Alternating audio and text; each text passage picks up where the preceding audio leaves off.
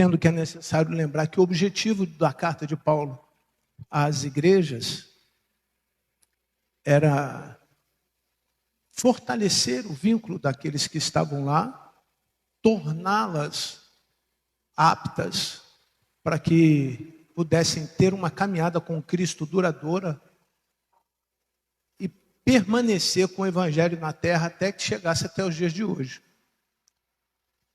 Porque se isso não acontecesse, se a igreja não fosse fundada em Cristo, através das doutrinas de Cristo, e as pessoas que estivessem lá não cumprisse a missão, o Evangelho acabava no máximo aí no 7º ou 8º século depois de Cristo. Tendo em vista as perseguições, tendo em vista as tentativas dos demais impérios que surgiram depois do Império Romano, na destruição da igreja.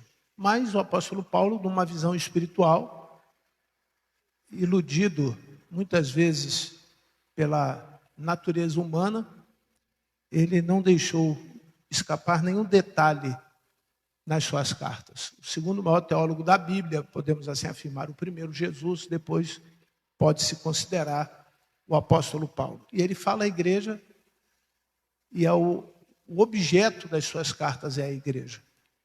A igreja é um organismo vivo, feito por pessoas, tem seus membros. O menor dos membros, quando acha que é o mais fraco, este é o mais necessário. É assim que ele trata. Você que se acha desnecessário, isso não é da parte de Deus. Se você observar, o apóstolo Paulo dá uma ênfase muito clara sobre a importância de cada pessoa no corpo de Cristo, a ponto dele entender a missão que ele deveria falar aos gentios. Se tínhamos os apóstolos comprometidos com os judeus, essa foi uma das discussões no livro de Gálatas. Nós vemos lá os apóstolos discutindo com o apóstolo Paulo sobre a missão que Deus deu a Paulo. Paulo fez 3 viagens missionárias e nessas viagens ele encontrou povos diferentes, com culturas diferentes, mas precisando também do amor de Jesus. Este é um evangelho que trata de pessoas. E ele não deixou o evangelho morrer. Ele acreditou que o evangelho chegaria um dia no Brasil, da forma como chegou, e a história cristã brasileira está aí para contar essa história. Mas a gente começou a perceber que há um interesse do apóstolo Paulo de fazer você entender que não é somente um esboço doutrinário para a igreja, é também uma forma de entender o comportamento desses membros. Então, por várias vezes, obrigado, amado, por várias vezes você percebe ele dando ênfase à maneira que você deve viver. Em Efésios nós vemos isso, em Colossenses nós vemos isso, em Gálatas nós vemos isso. Enfim, praticamente em todo o seu compêndio, todas as suas referências bibliográficas, você vê a preocupação do apóstolo Paulo. Qual o comportamento dessa igreja? Como que essa igreja deveria se comportar? E é claro que muitos de nós vamos lembrar de uma palavra que está diretamente associada a Jesus, que ela deve ser santa. Mas qual a amplitude dessa palavra? Como que Paulo via a santidade na igreja? E diante disso, ele foi atribuindo determinados valores à santidade, a ponto de dizer que, olha, quando você impede uma pessoa chegar perto de Deus, você negou a sua fé. Quando você não consegue fazer com que essas pessoas que estão perto de você vejam Jesus na sua vida, você está negando a sua fé. E é nessa direção que ele escreve a carta aos Tessalônicos. Eu vou ler alguns versículos. Hoje eu vou poupar o irmão. São apenas 5 versículos. Mas eu recomendo que os irmãos façam essa leitura em casa de todo o capítulo. Que diz assim, 1 Tessalonicenses 1, de 1 a 5.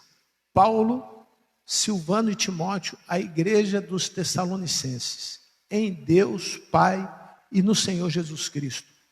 Que a graça e a paz estejam com vocês. Olha a preocupação da saudação do apóstolo Paulo. É lembrar que, independente das pessoas, o que tem que estar ali, as pessoas têm que ver, têm que sentir. O que elas precisam notar é a graça, a paz do Senhor Jesus Cristo. Pode ser que o método ajude, pode ser que a denominação ajude, pode ser que o orador ajude, a estrutura ajude. Mas o fundamental é a presença da graça, a presença da paz do nosso Senhor e Salvador Jesus Cristo. Isso nós precisamos sentir. Se nós não sentimos, isso não é uma pergunta, é uma afirmação. Como queremos que os que nunca sentiram isso sintam? Então isso afasta as pessoas do nosso convívio. Elas chegarem num ambiente onde nós achamos que sentimos alguma coisa que nós não sentimos, isso não é bom. E aí eu quero trazer uma pitadinha de informação para vocês. O seu cérebro reage de acordo com o seu coração. Nós somos muito coração. Menos até razão do que você imagina. Nós precisamos crer que esse Deus, que é eternamente apaixonado por mim, espera que eu me apaixone por Ele. Este Deus que não poupou o seu Filho. Eu vou abrir um parêntese. Há um fato histórico importante. No próximo domingo nós celebraremos o quê? A Páscoa. Hoje, nesse dia de domingo, no tempo de Jesus, Jesus estava entrando em Jerusalém. Num burrico. E todo mundo ali batia palma, pulava, punha sobre o chão ramos. Daí, conhecido o Domingo de Ramos. Jesus passou. Na sexta-feira seguinte, esse mesmo povo escolheu Barrabás e mandou prender Jesus. Não era um povo apaixonado por Jesus. Porque um povo apaixonado por Jesus jamais abre mão de Jesus. A cada tempo, a cada momento, a cada hora da tua vida, você vê o quanto você gosta e o quanto que você não gosta. O livro de João diz que se nós amamos a Deus, nós odiamos o mundo. A palavra de João diz que se nós amamos a Deus, nós amamos a sua palavra. A palavra de Deus diz que se nós amamos a Deus, nós amamos uns aos outros. A palavra de Deus diz que se nós amamos a Deus, nós fazemos com que as pessoas que estão longe de Deus cheguem para perto de Deus. Assim que você deveria medir a sua paixão por Deus, seu amor a Deus. Não medindo a ordem de prioridade no mundo espiritual, mas o conjunto dessas coisas mostram o quanto você ama a graça e a paz do Senhor Jesus Cristo. Verso 2, por favor. Sempre damos graças a Deus, sempre quem? O apóstolo Paulo e a liderança da igreja. Agradece a Deus por quem?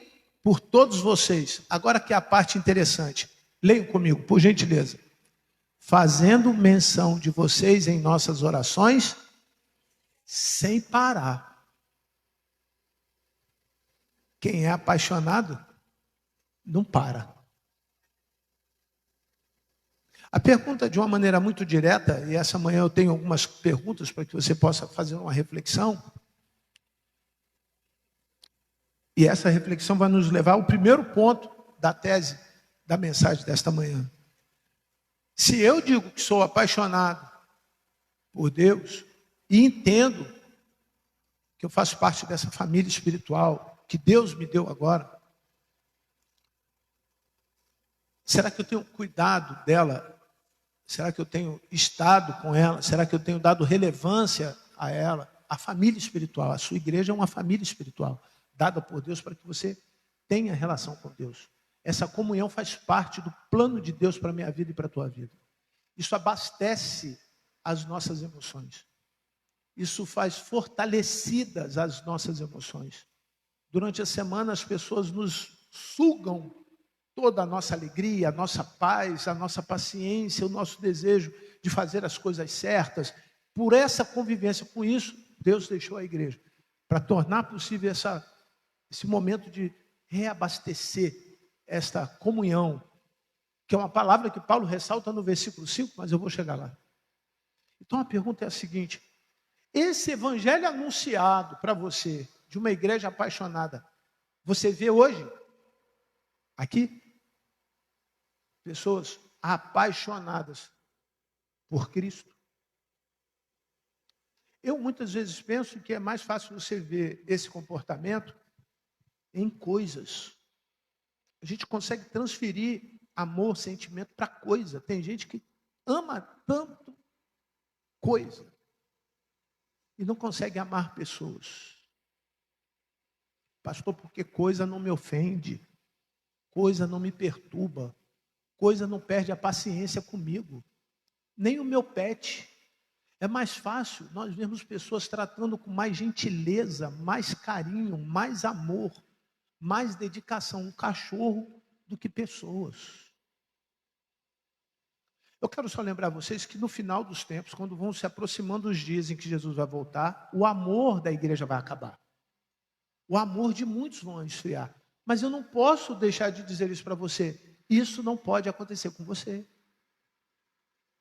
Não são as decepções, as mágoas, os ressentimentos, as feridas alheias, ou até aqueles que estão mais próximos de mim, aquelas que foram causadas de maneira intencional, aquelas que foram levantadas de falso testemunho, aquelas que estão no seu coração que você não disse, você não tem coragem. Você é um medroso para falar a verdade para a pessoa. Elas não podem tirar o meu amor pela graça e nem pela bondade e a misericórdia de Jesus. Essas coisas não podem interferir, elas machucam a carne, mas não podem mudar o meu comportamento com Jesus, porque Jesus não fez isso comigo. Pelo contrário, você vê a menção do apóstolo Paulo dizendo que esse evangelho é um evangelho, versículo 5, por favor. Olha que coisa interessante. Versículo 5. Porque o nosso evangelho não chegou a vocês somente em, leiam, palavras, mas também em poder. Volta para o versículo 2. Não é um evangelho de palavra. E para que eu viva um evangelho de poder, eu preciso estar apaixonado por isso. Algumas vezes nós usamos a palavra poder diretamente ligada à relação com Deus. E muitas vezes é isso. Mas quando o apóstolo Paulo fala assim, posso todas as coisas naquele que me fortalece, ele está dizendo, olha, o poder que ainda não veio de Deus, começa dentro de mim e através de mim, na vida daquelas pessoas com quem eu tenho comunhão com o Pai. O poder não é um hábito, o poder não é um comportamento, o poder não é uma graça que você adquire por um exercício religioso. O poder de Deus é a vivência prática do evangelho, que não é um evangelho de palavra. Quando alguém diz para você que te ama, você sente. E algumas vezes você recebe o amor. Em outras vezes você consegue, com esse amor, curar as feridas, as mágoas, os ressentimentos, as suas frustrações. Nós precisamos estar habilitados a doar essa paixão. tornar visível essa paixão. Uma paixão que muitas vezes ela é silenciosa, ela não é barulhenta. Ela não tem outdoor. Ela não é feita digitalmente, através das redes sociais e das mídias. Ela é feita através da oração sem cessar. Você sente quando alguém te ama, quando independente do estado em que você se encontra, a pessoa está dizendo para você assim, com um único olhar: eu estou orando por você. Você sente o amor dessa pessoa, porque no momento da sua fraqueza, aquele que está orando por você faz você ficar forte. Aquele que está intercedendo para você faz você se levantar. Aquele que está buscando por você quando você não tem força para buscar. E eu confesso aos irmãos que existiram momentos e dias na minha vida em que eu cheguei à porta, depois de pregar, e irmãs muito carinhosamente me abraçavam e diziam assim: eu estou orando por você. Aí o Espírito Santo falava: é por isso que você ainda está de pé. São pessoas apaixonadas por pessoas. Ninguém pede nada a meu favor se não gostar de mim. Se não estiver apaixonado por mim. Ninguém deixa de orar por si mesmo. Senhor, eu sei que não está faltando nada na minha casa. Eu sei que não está faltando nada na minha vida. Eu sei que o Senhor tem me abençoado. Ninguém deixa de orar por si para orar por outro. Para interceder. Se não for apaixonado pelo outro. Se não amar de verdade. Pastor, e o que isso tem a ver com quem não volta, com quem não fica? É porque está faltando esse amor na igreja. Está faltando esse tipo de amor. Tem coisa que aconteceu há 20 anos atrás, que as pessoas se engolem ainda aqui dentro. Não podia ser assim, mas não podia, mas foi, e aí? Em Campo Grande, na quinta-feira, uma pessoa deu entrada no SUS e o neném morreu. Juntou todo mundo, foi para a delegacia, fizeram a denúncia com a tentativa de prender o médico por negligência. Porque o médico laudou dizendo que ele nasceu morto. E omissão, falta de socorro, e etc, etc, etc. Levaram para a delegacia, o delegado perguntou para a mãe assim: por que a senhora está fazendo isso? Se a senhora entende, que a senhora sabe que o neném nasceu morto. E a resposta está na internet, no dia de quinta-feira. A mãe responde assim: porque só sabe a dor da perda quem perde.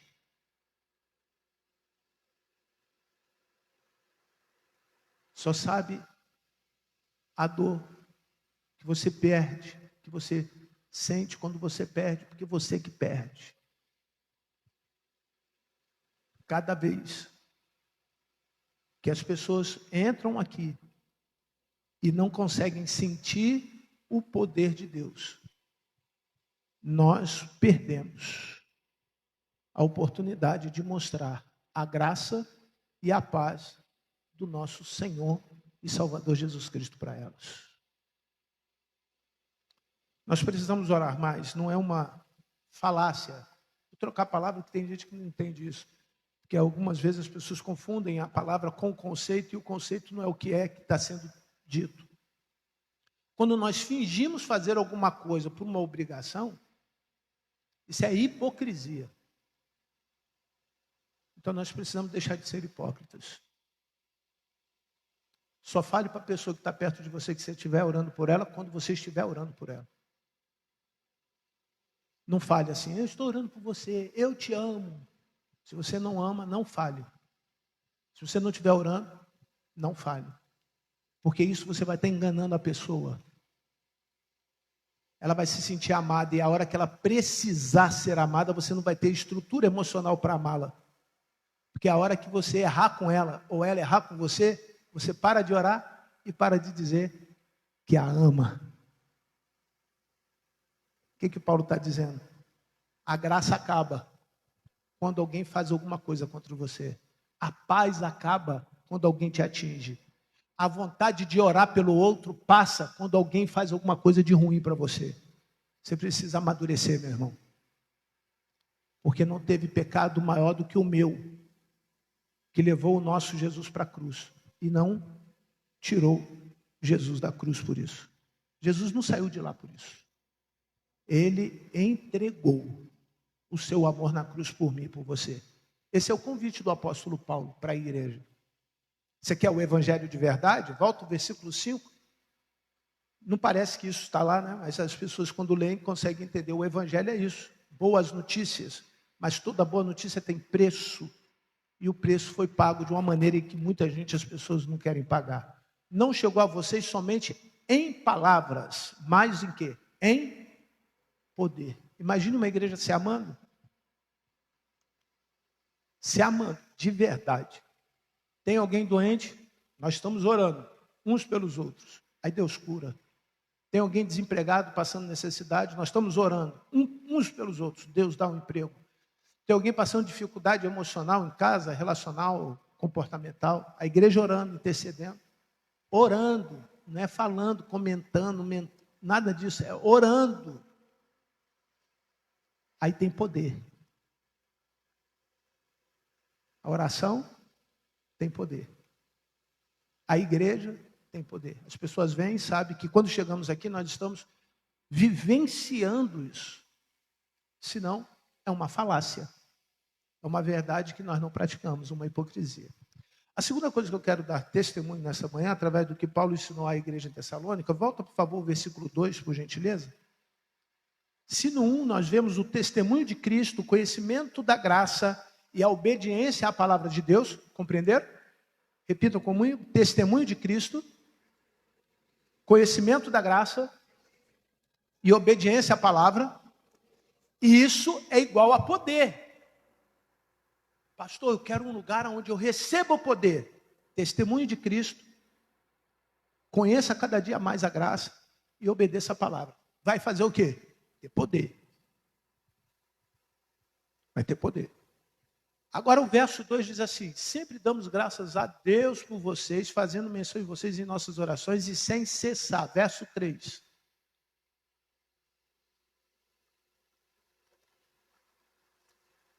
Me ajudem, por favor. Lembrando-nos diante do nosso Deus e Pai da... O que é operosidade?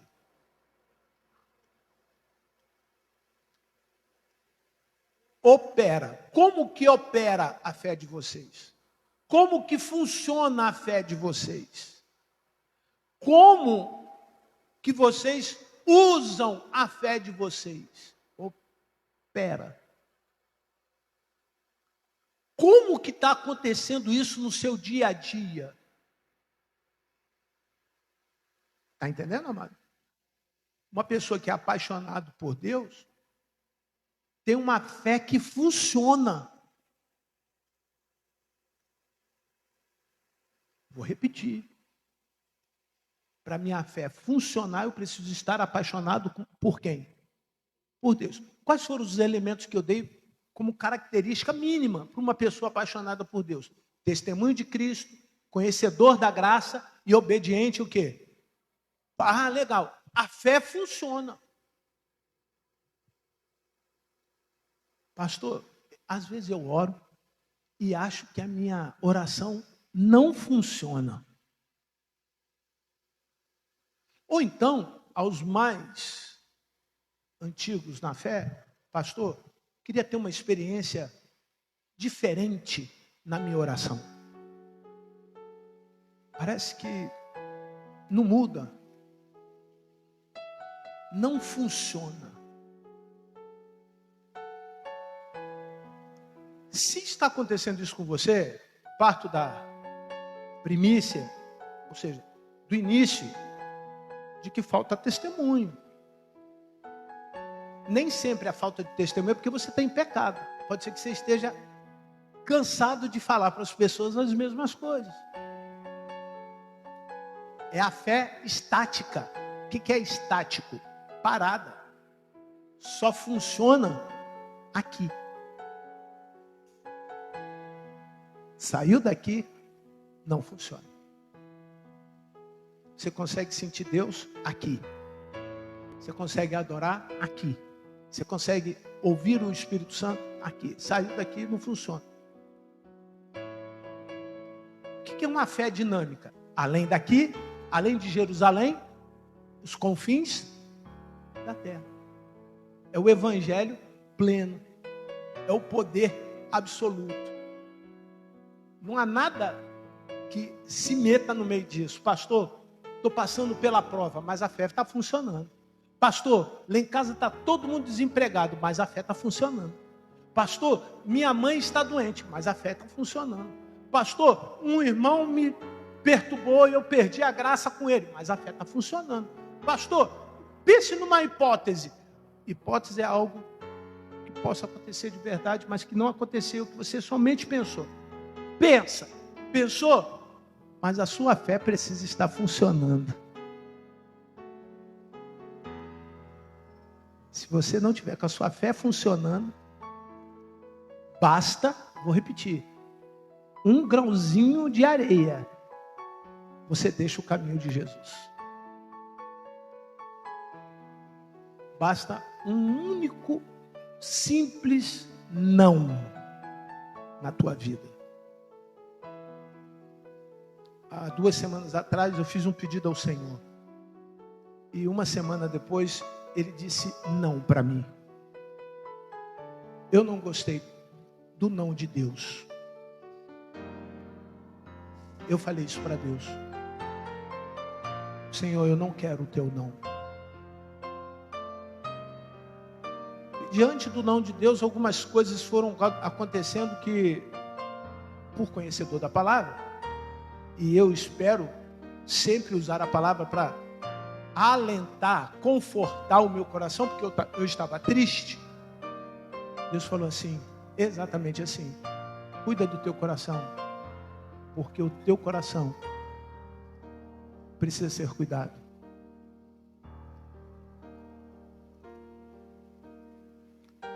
Quando nós não conseguimos cuidar do básico, nós não somos confiados a fazer muito. Deus não pode te dar mais do que tem dado hoje, porque você, por falta da fé, não vai conseguir lidar com as coisas que Deus tem para lidar. As dificuldades que você tem passado hoje não estão associadas ao estado espiritual. É fenômeno natural de qualquer pessoa aqui na terra. Quem está doente, levante a mão. Quem tem algum tipo de dificuldade no corpo, eu preciso fazer uma operação de hérnia inguinal. Eu preciso da graça de Deus. Para você entender o que eu estou perguntando, levante a mão. Isso. Temos várias pessoas. Não quer dizer que eu esteja em pecado.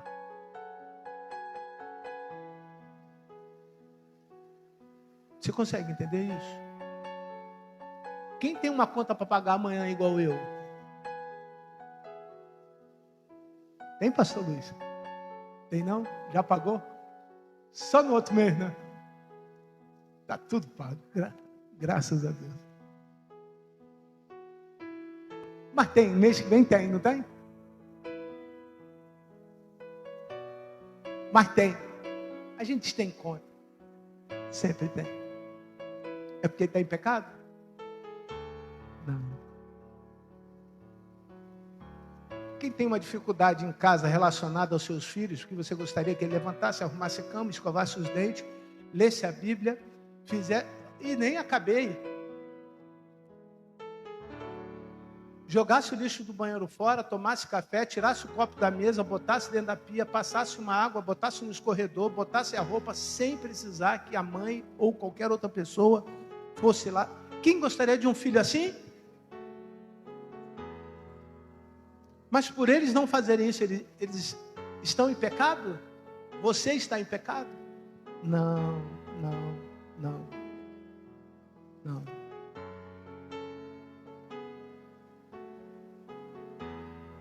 São coisas naturais que você precisa entender, que interferem na sua fé.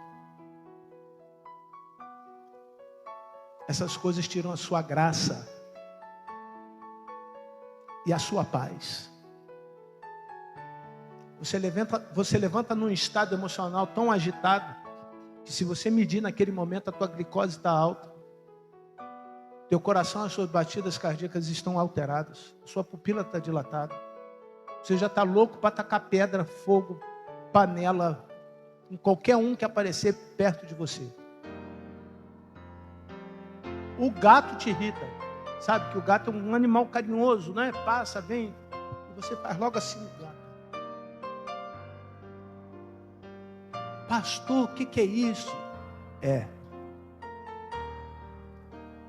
Você chega na porta do elevador, aqueles que têm a oportunidade de pegar o elevador para descer no prédio, o elevador fica demorando, você fica falando assim para você: eu vou de escada.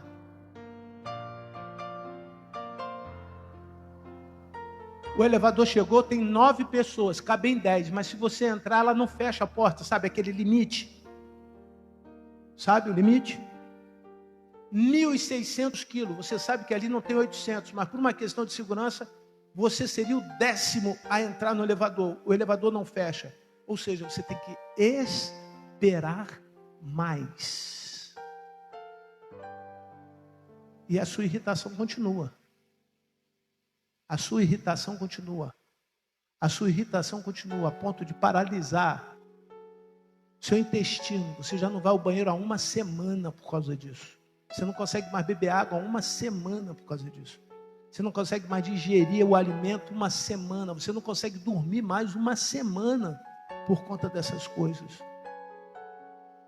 Você não consegue mais fazer nada bem por conta destas coisas. Isso é natural. O errado é você chegar na presença de Deus e Deus não te libertar dessas coisas. É isso que Paulo estava dizendo. Olha, quando as coisas naturais chegarem aqui, exerçam a graça e a paz entre vocês.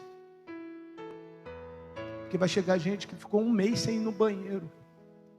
Como que essa pessoa está? Irritadíssima. Até o vento, quando bate nela, irrita. Não é assim? Isso é natural, não é demônio, não. Isso é fisiológico.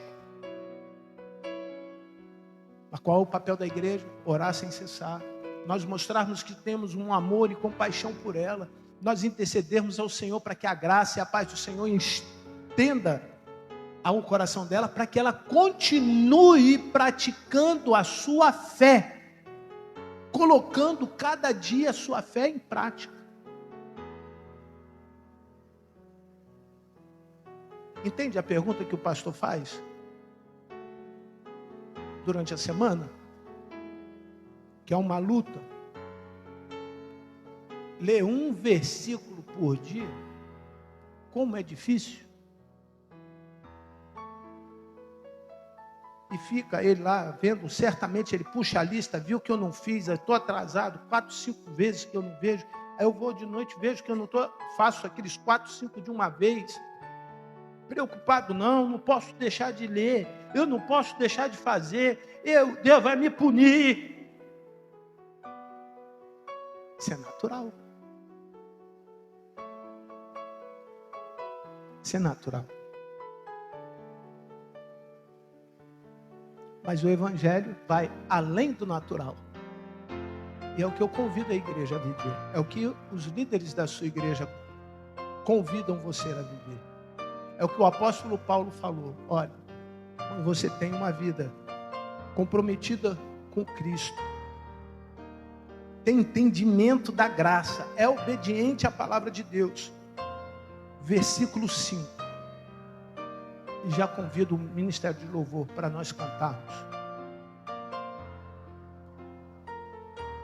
A igreja não vai parar. Sabe qual é, né? Sabe. Valmir, toca aqui, Valmir. Porque o nosso evangelho não chegou a vocês, leiam, somente mas também no Espírito Santo e em plena o quê? Ninguém tem que ter dúvida. Você chega num ambiente natural, uma porção de coisa natural, e tem a oportunidade pela fé de vivenciar o quê? O sobrenatural. Compreenderam? Compreenderam? Compreenderam? De verdade? Quando eu venho com... Não consigo largar lá em casa os meus problemas. Ah, irmão, deixa lá na porta. Como? Você vai tirar tua alma, largar lá fora, teu espírito, vir só o corpo? Não dá. Você entra com isso.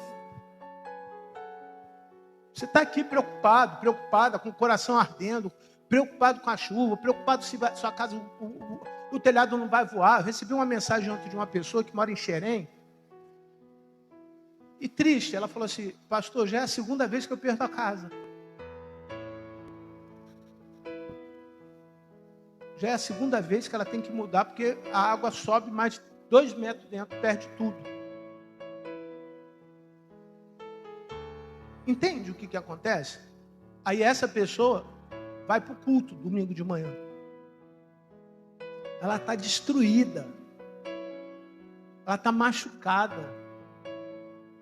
Ela está com tudo que você possa imaginar, e muitos deles até culpando quem? Deus. Deus. Não, eu ficava mandando chover aí, rapaz. Por que chove tanto?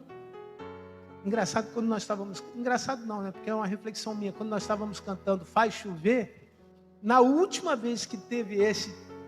Lembram disso? Não sei se vocês recordam.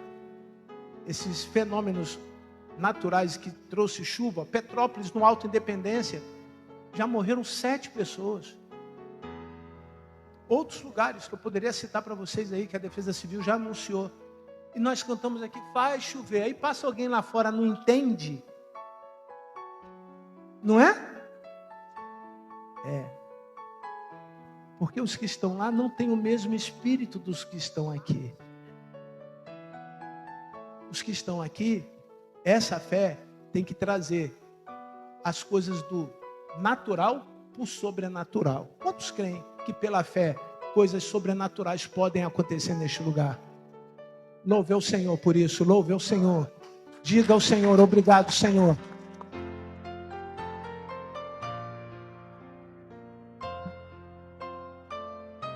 Cuide dessa pessoa que está perto de você agora. Cuide disso.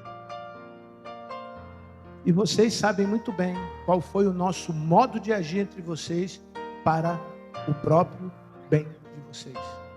Vamos ficar de pé. Que o nosso modo de agir, a maneira de nós procedermos diante de todas essas coisas, façam com que as pessoas vejam um evangelho de poder. Vamos cantar? Vamos adorar o Senhor? Vamos pedir ao Senhor para que exerça bondade e misericórdia sobre os que estão na terra passando dificuldade? Vamos pedir para que a graça, o amor do nosso Senhor e Salvador Jesus Cristo alcance os perdidos? Vamos pedir para que essa graça alcance os que estão doentes, aqueles que estão precisando do amor do Senhor, aqueles que estão precisando ser libertos? Esse é o momento de nós transformarmos as coisas naturais com o evangelho de poder em coisas sobrenaturais. Louve ao Senhor.